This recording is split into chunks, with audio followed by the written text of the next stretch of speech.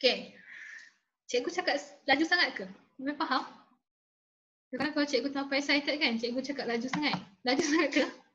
Kalau laju cikgu slowkan sikit. Kalau tak berapa faham, cikgu boleh ulang balik ya. Okay. So normal lah speed cikgu. Okay, so cikgu mulakan. Ada seorang lagi, siapa? Jason Jason tak masuk lagi. Jason dengan Syahir. Syahir ke Syah? Syahir dengan siapa lagi? Satu. Syahir kan masuk tadi? Syafi, Syafi. Syafi ke Syahir tadi? Zamir. Syahir. Syafi masuk. Oh. Syafi. Okay. Dua orang ni tak masuk. Katalah cikgu teruskan lah. So masa dah nak habis. Cikgu nak habiskan bab ni hari ni. Tapi macam banyak je. So kita bincang sikit-sikit ya. Supaya lagi faham. Okay, so tadi cikgu pada Zika. Banyak, okay. Banyak pun boleh. Tapi tengok masa. Okay, untuk Zika tadi, macam cikgu kata, biasanya orang ni hanya ada penyakit macam ni. Dia hanya demam, ruam dan sebagainya lah. Tapi untuk ibu yang mengandung sangat bahaya. Kerana Zika ni, dia akan mencacatkan bayi tersebut, iaitu kepala dia akan jadi kecil. Dan biasanya baby ni bila kepala kecil, okay, otak dia tak develop. Sebabkan tu dia boleh matilah. Sekejap saja dia punya masa. Okay. So kesian kan, itulah. Zika ni tak silap cikgu, diorang first jumpa dekat kawasan Afrika Selatan ke? Cikgu tak pasti. Macam itulah first kali virus ni. So bayangkan virus yang mula adalah virus Aedes tersebut. Kemudian daripada situ dia jadi Zika. Okay. So dekat ni tiada rawatan lah. Okay, biasanya orang yang ada penyakit demam denggi dan Zika tiada rawatan. Okay, doktor akan bagi, kenapa dia kata tak ada rawatan? Okay, biasanya virus ni kan macam cikgu kata, dia akan mutasi. Disebabkan tu doktor akan bagi ubat-ubat yang berkenaan dengan badan dia. Contoh, kalau dia demam, doktor akan bagi dia ubat demam. Okay, kalau dia sakit belakang dan juga ruam, doktor akan bagi ubat-ubat tersebut. Hanya untuk mengurangkan saja efek dia. Boleh faham? Sebab itulah dia kata sini tiada rawatan. Okay, sebab setiap orang body dia lain-lain. Okay, imunisasi badan dia lain-lain. Jadi sebabkan tu doktor akan bagi khusus pada badan dia saja. Kalau dia ada penyakit tu macam mana, so dia akan bagi ubat tersebut. Macam tu je lah. Okay, so untuk sekarang ni, macam ibu cikgu adalah nurse. Okay, so dia selalu nasihatkan kami untuk buka pintu dan juga jendela tingkap. Elakkan awak buka pada waktu awal pagi. Buka pada pukul 8 ke atas. Sebab kenapa? Okay, nyamuk ni memang natural habitat dia. Dia memang suka tempat yang sejuk. Okay, so buka pintu ataupun tingkap pada waktu yang panas sedikit. Jangan pada waktu sejuk. Kerana bila waktu sejuk, nyamuk akan berkeliaran waktu tu. So bila awak buka pintu dan juga tingkap, dia akan masuk dalam rumah awak. Disebabkan tu, mungkin salah satu nyamuk tu adalah nyamuk Aedes ataupun Zika. Okay, yang bawa virus tersebut lah. So mungkin awak akan dapat penyakit tu. Okay, disebabkan tu, elakkan buka jendela ataupun buka rumah awak, pintu awak pada pukul 5 pagi hingga 7 pagi. Dan juga pada waktu petang lah, maghrib je tutup pintu, tingkap dan semua. Kalau musim sejuk, tak juga. Dia sejuk tak. Pada waktu sejuk sangat tak. Dia macam sejuk yang tak terlampau sejuk sangat, macam dekat negara sejuk tu.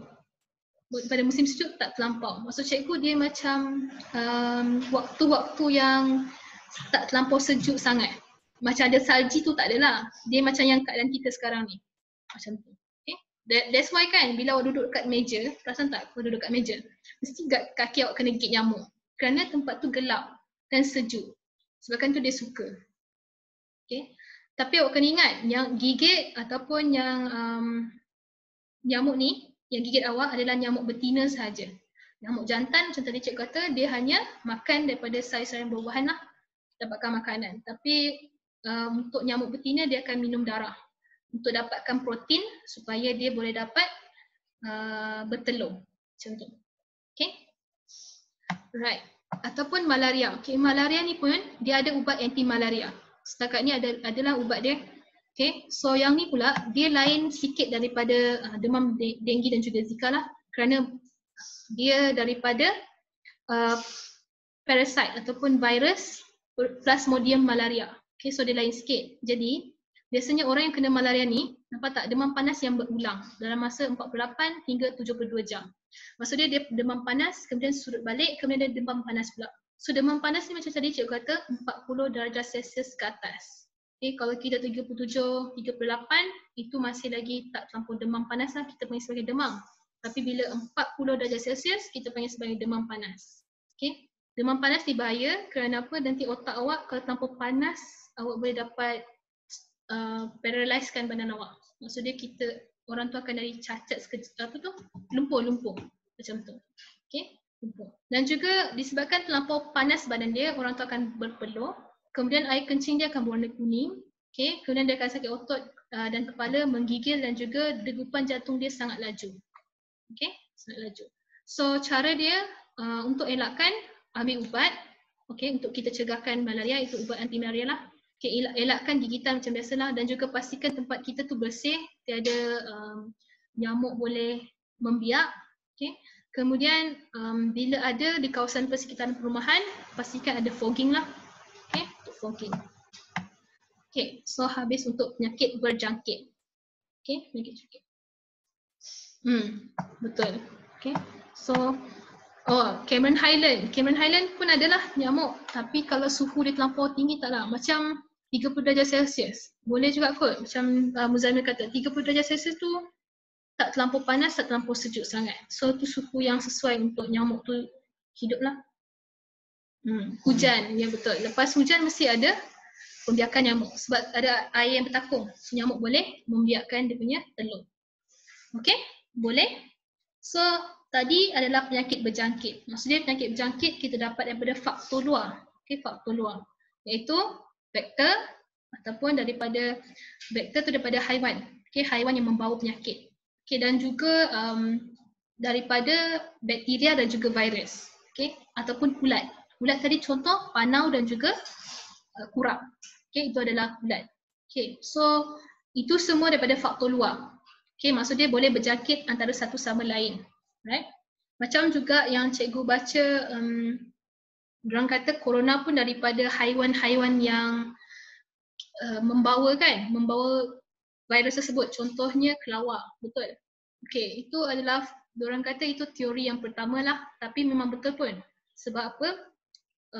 Biasanya kelawar ni memang badan dia sesuai untuk virus tinggal dalam badan dia. Contohnya virus Ebola.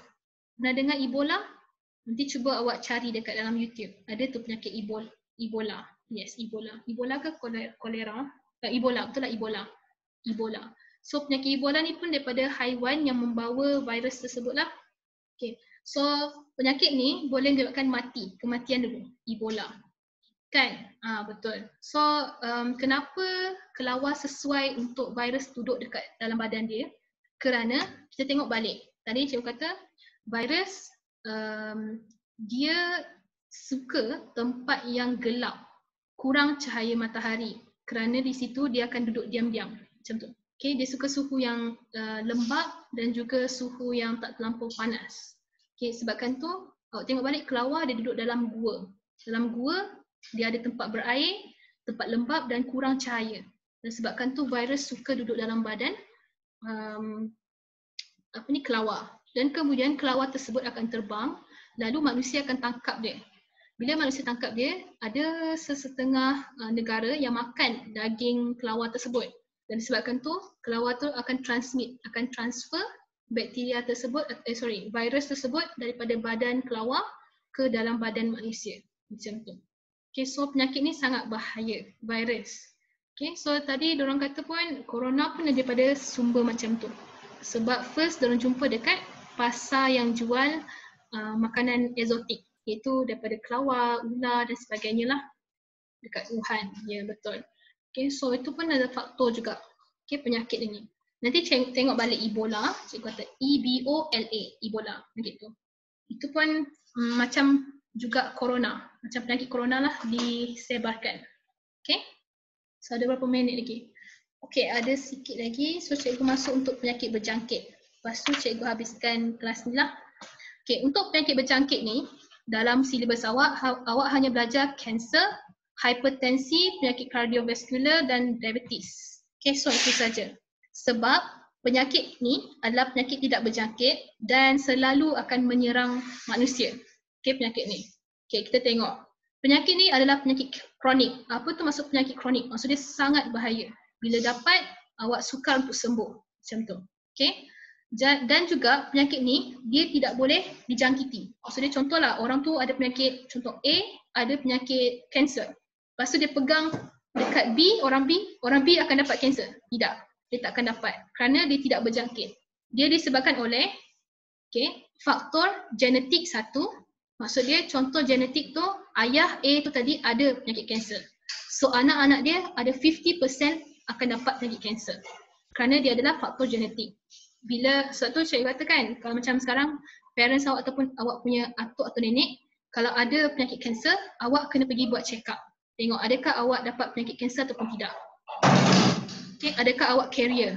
Awak ada pembawa macam tu. Ya, dia keturunan, betul. Keturunan, genetik. Genetik.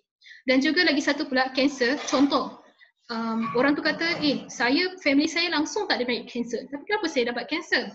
Kerana satu lagi adalah faktor hidup dia.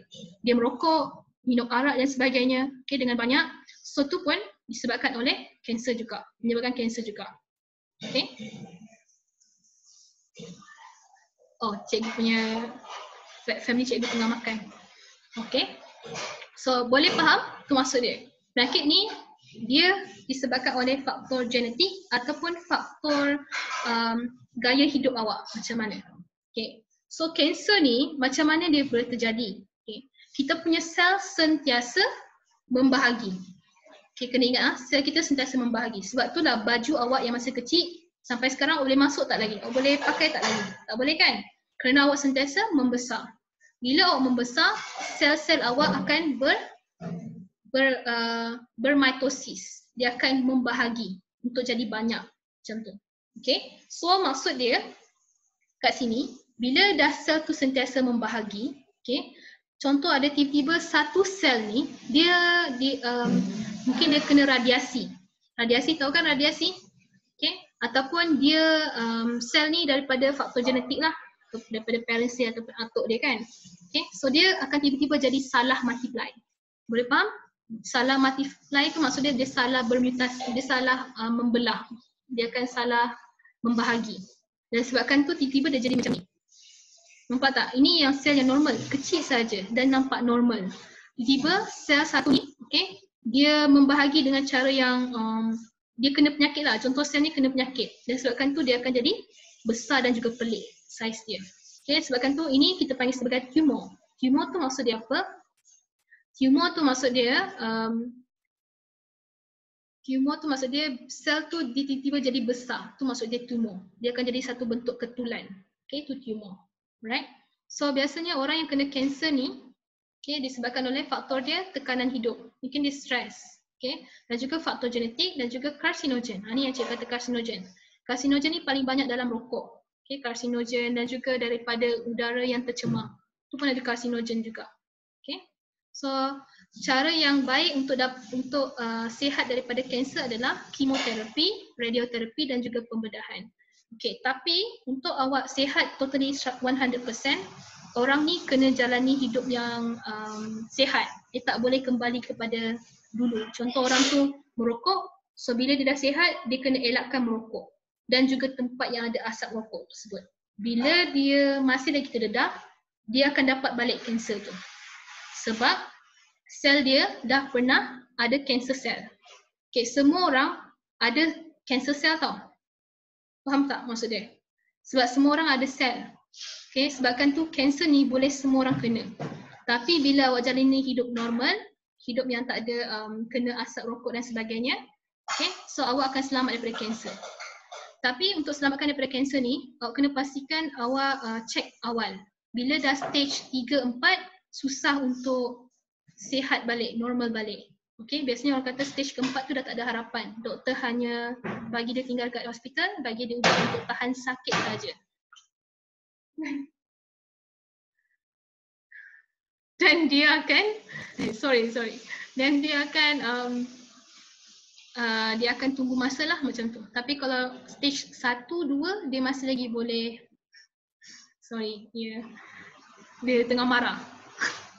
Okay, so bila 1 dan 2 orang tu akan sihat lah sebab dia dapat jalani rawatan awal lah. Okay. Alright, so hanya boleh dapat kanser. Kita boleh bincang sampai kanser saja. Okay, so kanser lepas ni hipertensi kan, tapi tak sempat dah. Okay, so nanti cikgu sambungkan ni minggu depan. Okay, dan juga subtopik yang seterusnya lah.